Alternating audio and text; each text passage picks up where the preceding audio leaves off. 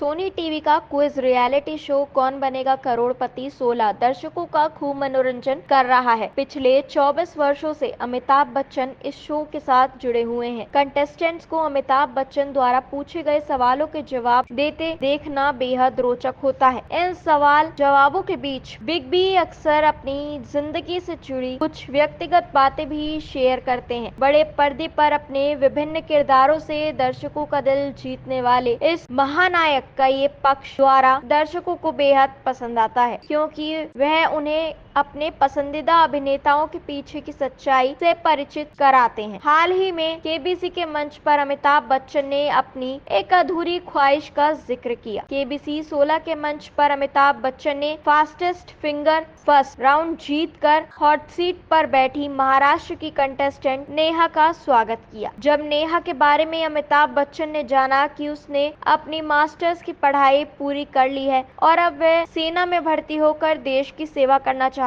हैं, तो उन्होंने नेहा के इस जज्बे की बहुत सराहना की। इस दौरान अमिताभ बच्चन ने अपनी एक अधूरी इच्छा का खुलासा भी किया। जब नेहा ने अमिताभ से बातचीत करते हुए कहा कि हर नागरिक को कुछ साल सेना में शामिल होना चाहिए, तो उनकी सोच से प्रभावित होकर बिग बी ने कहा, मुझे सेना की वर्दी बहुत आकर्षित करती है, भले ही किसी किरदार के लिए ही सही, लेकिन जब हम इस वर्दी को पहनते हैं तो हम खुद में एक बदलाव महसूस करते हैं। हम जिम्मेदारी के साथ अपने काम करने लग जाते हैं और अनुशासन का पालन भी करते हैं। आगे अमिताभ बच्चन ने बताया कि धैर्य का सही अर्थ केवल सेना में शामिल होने के बाद ही समझ में आता है। आपने सही कहा कि हर किसी को सेना में जाने के बारे में सोचना चाहिए। अगर मुझे भविष्य में कभी मौका मिला तो मैं खुशी खुशी सेना में शामिल होना चाहूंगा। अमिताभ बच्चन ने यह भी कहा कि सेना में शामिल होने से व्यक्ति को न केवल अनुशासन सीखने का अवसर मिलता है, बल्कि यह उसे जिम्मेदारी का एहसास भी कराता है। उनकी यह इच्छा दर्शाती है कि एक सच्चे नागरिक के रूप में देश सेवा का जज्बा कितना महत्वपूर्ण है। ऐसे में बिग बी की ये ख्वाहिश न सिर्फ व्यक्तिगत है, बल्कि यह सभी को प्रेरित भी करती है कि वे